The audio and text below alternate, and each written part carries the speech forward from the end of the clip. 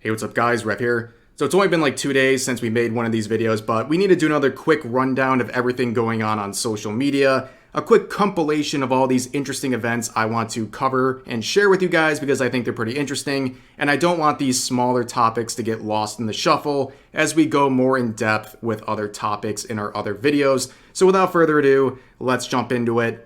So this first tweet is representative of many that have been made over the past week. It is essentially accusing white VTubers of appropriating Asian culture by VTubing.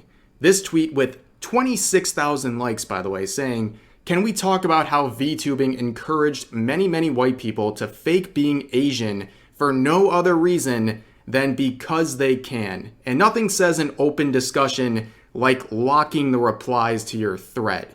Now, I think right off the bat, the strangest thing that you have to assume in order for this to be true is that Asian people look like anime characters.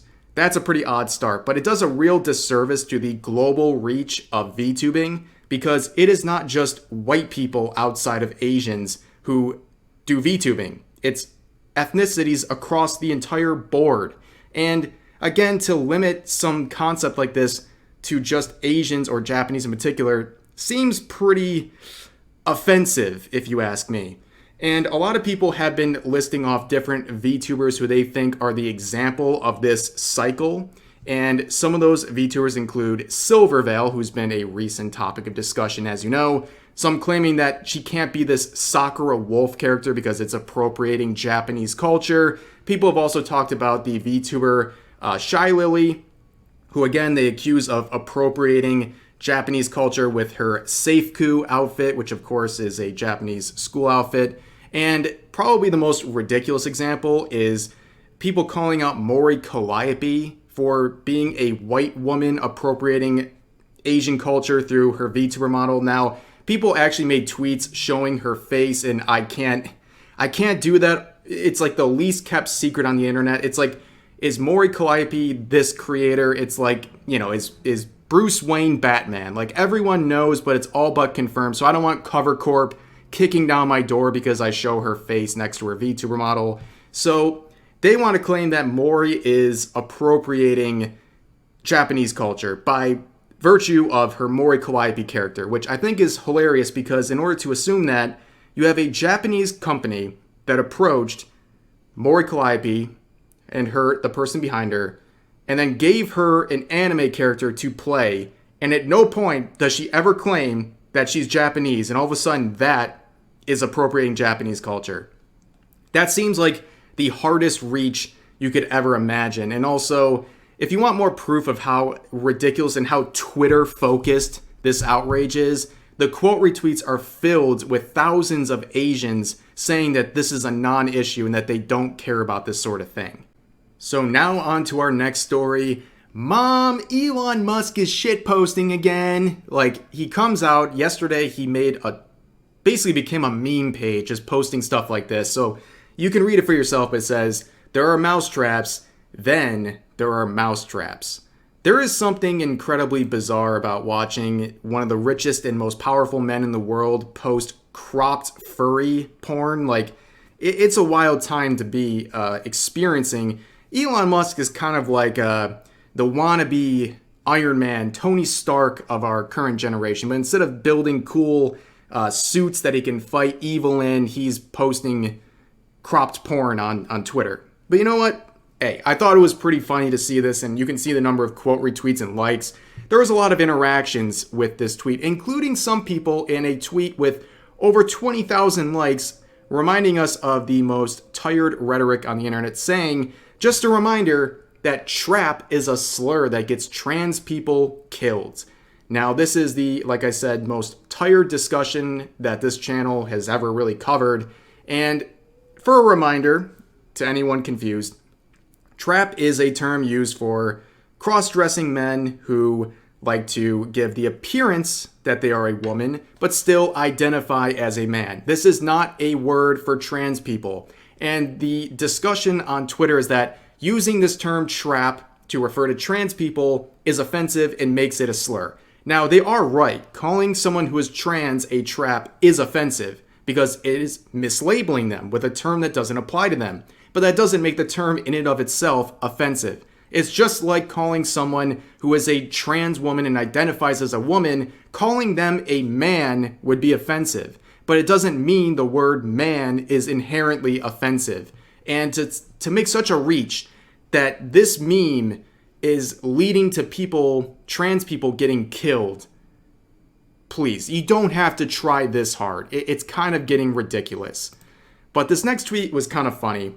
There was a whole host of tweets. This one had over 9,000 likes. It was one of many with thousands and thousands of likes sharing this article, claiming that the Dragon Ball creator Akira Toriyama fired back at haters criticizing the lack of black characters in the series, saying this is a Japanese franchise made by Japanese people for Japanese people. It's not your show, it's ours. Now, I'm going to disappoint all of you. It's based if true. Well, it's not. It's a fake article. I tried looking everywhere for it. It's not real. It was posted by one user, got some traction, then other people started posting it in celebration to share how based the creator of Dragon Ball was, and unfortunately, it is not real. So I'm here to dispel that rumor, but it does lead to a very interesting discussion nonetheless. Number one, we would love to see more creators of Japanese series like this make this point. I think it's funny that Twitter screeches about more representation of certain minority groups in anime when these are Japanese studios making content for their Japanese, primarily Japanese audience in Japan, where 98+% of the population is native-born Japanese.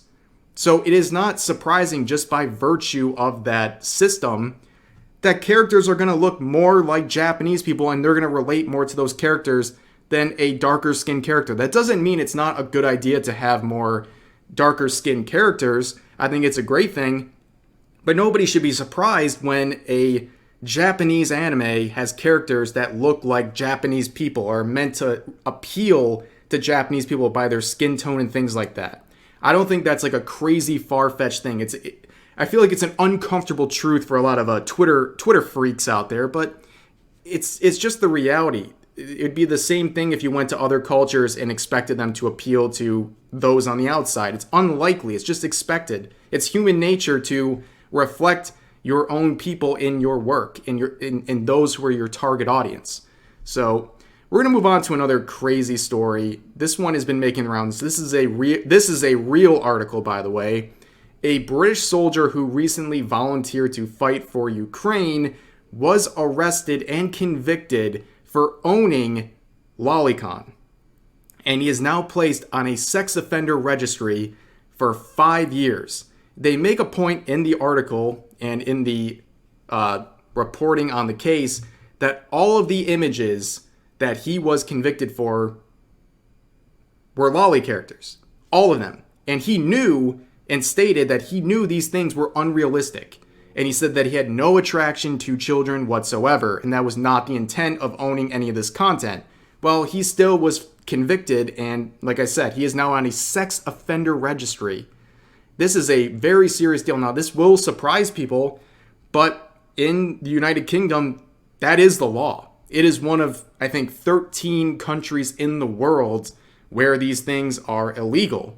It doesn't mean it's widely convicted or used as a law, but it is there, and it happens. So that's why sometimes when you go onto Twitter and you say, you know, lolicon isn't illegal, you have people like, "Oi, bruv, it is illegal, mate." And I'm like, okay, yeah, maybe in the UK, but, you know, they're not exactly the best track record of, you know, freedom of speech and fair application of the law, because there's plenty of open cases involving pedophile rings in the UK that are not getting half the attention this one is. So it's kind of disturbing, but yeah, this caught a lot of people by surprise. And of course, people are celebrating this left and right, not realizing the impact of this sort of application of the law. It's just, you know, it's Twitter. I mean, what else do you expect at this point? They're completely blind to unfair precedents and where things like this could lead to. But again, not surprising.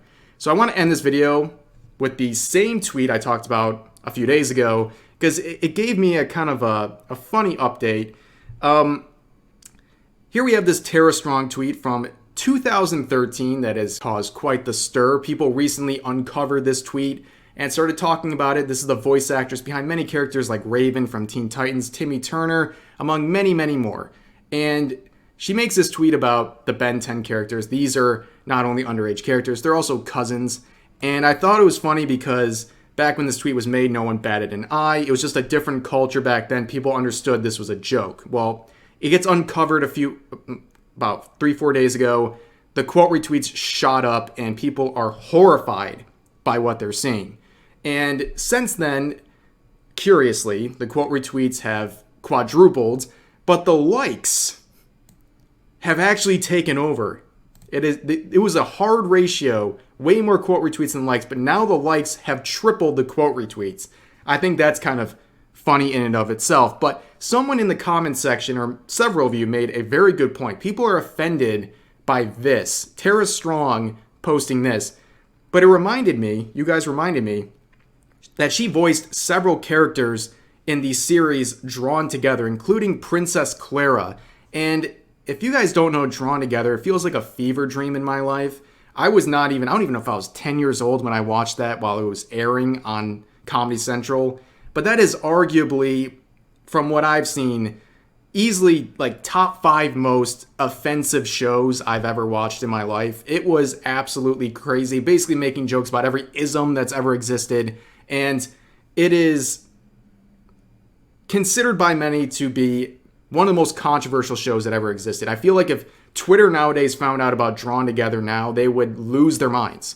But Tara Strong voiced 2 different characters from that series and said a whole lot of wacky, wild jokes on that show that if Twitter found out, they would be losing their minds. So I thought that was just a funny little nostalgia trip and a fun fact about that whole situation that I thought you guys would enjoy. So that's going to do it for this video. I know it was a lot. Please share all your thoughts about these topics in the comments section down below.